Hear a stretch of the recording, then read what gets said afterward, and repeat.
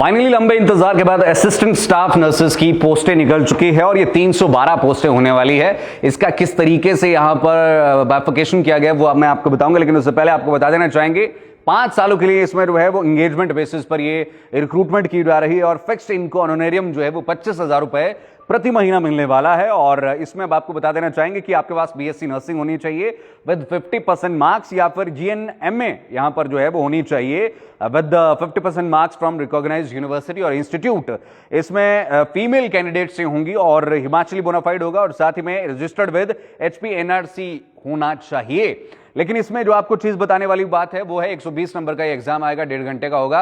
85 question जो है वो जो आपको सब्जेक्ट सिलेबस दिया जाएगा उसमें से होंगे और 35 नंबर की जो है वो general knowledge, current affair, everyday science और बाकी रीजनिंग वगैरह, इंग्लिश, हिंदी, वो सारी चीजें इसमें रहने वाली हैं। लेकिन आपको ये जरूर बता देना चाहेंगे कि ये एंगेजमेंट बेसिस पर यहां पर रिक्रूटमेंट की जा रही है। 5 साल के बाद पता नहीं क्या होगा क्या नहीं होगा, किस तरीके से चीजें होंगी, ये इसमें बहुत ज्यादा डिफाइन नहीं की गई। लेकिन कहा गया है the candidate may kindly be note that the recruitment and engagement as per the advertisement shall be governed by the provision of guidelines policy notified by government vide notification number यहां पर दे दिया गया है। अब ये समझने वाली अपने आप में चीजें हैं। लेकिन हाँ, जनरल की अगर हम बात करें अनरिजर्व्ड की तो 112 पोस्टें हैं, ईडब्ल्यूएस की 40 है और जनरल डब्ल्यूएफएफ की यहां पर 4 है, एससी यूआर की 62 है, एससी आईआरडीपी की 12 है, एससी डब्ल्यूएफएफ की 2 है, एसटी यूआर की 12 है, एसटी आईआरडीपी की 4 है, ओबीसी यूआर की 50 है और ओबीसी आईआरडीपी की 12 है, ओबीसी डब्ल्यूएफएफ की 2 है। और मैं जोर इसलिए दे रहा हूं क्योंकि इस बार एचपीआरसी ने ऐसा फॉर्मूला अपनाया कि अगर आप